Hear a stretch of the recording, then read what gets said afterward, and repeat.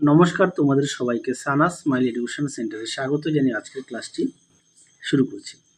আজকে তোমাদের সঙ্গে আলোচনা করব তোমরা যারা ষষ্ঠ শ্রেণীর দ্বিতীয় পর্যায়ক্রমিক মূল্যায়ন পরীক্ষা দেবে তোমাদের জন্য রায় ও মার্টিন প্রশ্নবিচিত্রা থেকে আজকে সমাধান করব ষষ্ঠ শ্রেণীর পরিবেশ ও বিজ্ঞান বিষয়ে মডেল নম্বর 3 অর্থাৎ 3 নম্বর স্কুলের যে সমস্ত ছোট ও বড় প্রশ্ন আছে তার সমস্ত প্রশ্নের উত্তরের সমাধান করে দেখাবো। চলো দেরি না করে মূল বিষয়ে যাওয়া যাক।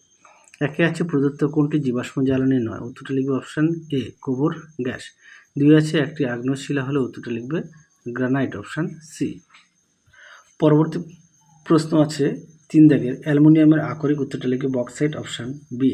4 দেখো তাপবিদ্যুৎ কেন্দ্রে উত্তরটা লিখবে কয়লা পুড়িয়ে তাপ পাওয়া যায় অপশান সি। 5 দেখো কোনো বস্তুর ওজন আমরা দাঁড়িপাল্লা পরিমাপ করি অপশান এ। 6 দেখো গড় সৌরদিনকে আমরা 24 দিয়ে ভাগ করে পাই, উত্তরটা লিখবে 1 ঘন্টা অপশান বি।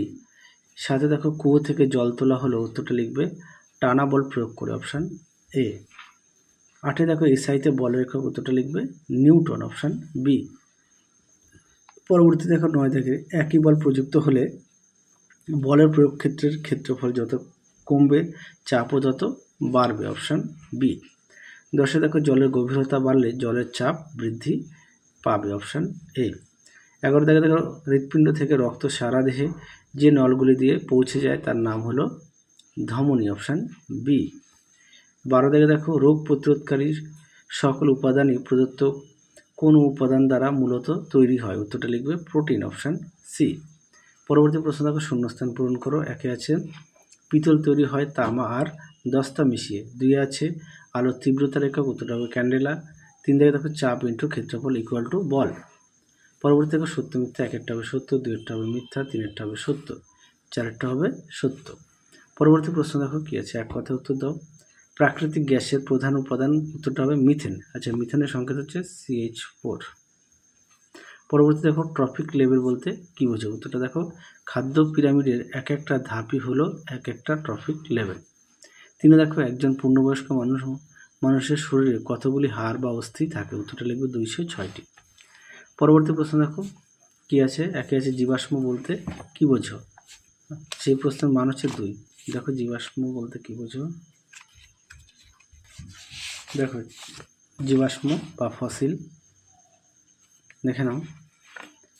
তোমার উত্তরটি এখান থেকে লিখবে, হ্যাঁ এখান থেকে এই পর্যন্ত লিখবে, যার পৃষ্ঠা নম্বর 59।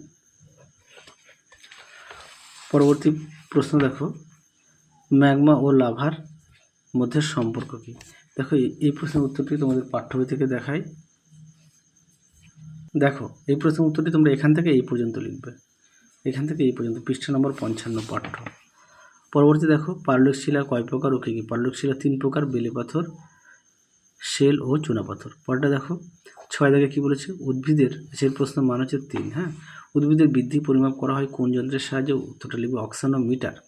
পরটা দেখো বৃদ্ধির হার নির্ণয় করা হয় কীভাবে, উত্তরটা লিখবে এই সূত্র অনুযায়ী। হ্যাঁ বৃদ্ধির হার ইকুয়াল টু বৃদ্ধি হয় সময়।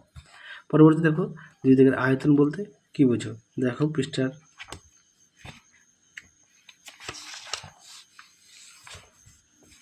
দেখো আয়তন বলতে উত্তরটি এখান থেকে এই পর্যন্ত লিখবে। পরবর্তী দেখো কি আছে, তরল পদার্থের আয়তন পরিমাপ করা হয় কিসের সাহায্যে, উত্তর লিখবে আয়তন মাপনী চোঙের সাহায্যে। 3 দেখো খাদ্য শৃঙ্খল বলতে কি বোঝো, উদাহরণ দাও। দেখো খাদ্য শৃঙ্খলের উদাহরণটা উপরে দেওয়া আছে, হ্যাঁ পেন দিয়ে করে দেওয়া আছে, এখান থেকে এই পর্যন্ত লিখবে, যার পৃষ্ঠা নম্বর 93। পরবর্তী দেখো কি আছে, লিন্ডেম্যানের 10% সূত্র। এই প্রশ্নের উত্তরটি তোমাদের পাঠ্য বইতে দেওয়া আছে, দেখো। পরবর্তী প্রশ্ন দেখো কি আছে, দুটি নবীকরণযোগ্য শক্তির নাম লেখো, সৌরশক্তি ও বায়ু শক্তি। 4 দেখো পোড়া চুন জলে ঢালা হলো, তবলা বাজানো হলো, এই ক্ষেত্রগুলিতে কোন শক্তিতে রূপ বদলাচ্ছে তোমরা। আচ্ছা প্রথমে আমি পোড়া চুনটা বলি, পোড়া চুনে জলে ঢালা হলো এটা হচ্ছে রাসায়নিক শক্তি থেকে তাপ শক্তিতে রূপান্তর, আর তবলা বাজানো হলো এটা হচ্ছে যান্ত্রিক শক্তি শব্দের শক্তিতে রূপান্তর। পরবর্তী ছিল দেখো প্রশ্ন, বায়ুর গতিশক্তিকে ব্যবহার করে যায় এমন একটি কাজের উদাহরণ, উত্তরটা লিখবে বায়ুর গতিশক্তি কাজে লাগিয়ে কাজে লাগিয়ে পালতোলা নৌকা চালানো হয়। আরও একবার বলি, বায়ুর গতিশক্তি কাজে লাগিয়ে পালতোলা নৌকা চালানো হয়। পরবর্তী প্রশ্ন দেখো, পরবর্তী প্রশ্ন আছে 5 দাগের প্রশ্নটা দেখো, তোমাদের উত্তরটা দেখাই, পাঠ্য বই থেকে দেখাই। বিছানার চাদর, হ্যাঁ দেখো উত্তরটি তোমরা ঠিক এখান থেকে এই পর্যন্ত লিখবে।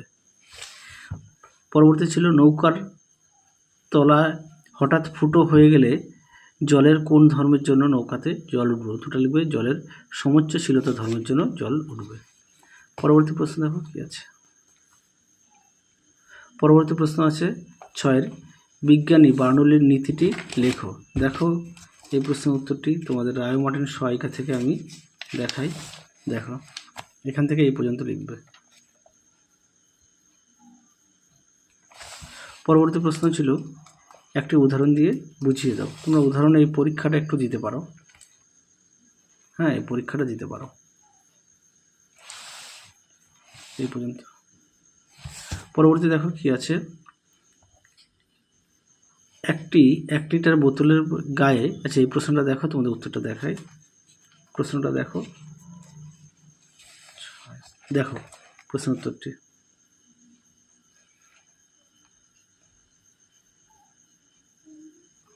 পাঠ্য বই তো আছে, হ্যাঁ তোমরা পাঠ্য বই থেকে পড়ে নিতে পারো। আমি সহায়িকা থেকে দেখালাম। সাথে দেখো লোহিত রক্তকণিকা ও শ্বেত রক্তকণিকা দুটি পার্থক্য। দেখো লোহিত রক্তকণিকা ও শ্বেত রক্তকণিকার পার্থক্য দেখে নাও। তোমরা অবশ্যই বিষয়গুলো লিখবে, দেখে নাও। দেখো উত্তর। পরবর্তী প্রশ্ন দেখো কি আছে, অনুচক্রিকার কাজ কি? দেখো উত্তরটা লিখে দিয়েছি, শরীরে কোথাও কেটে গেলে রক্ত জমাট বাঁধতে সাহায্য করে অনুচক্রিকা।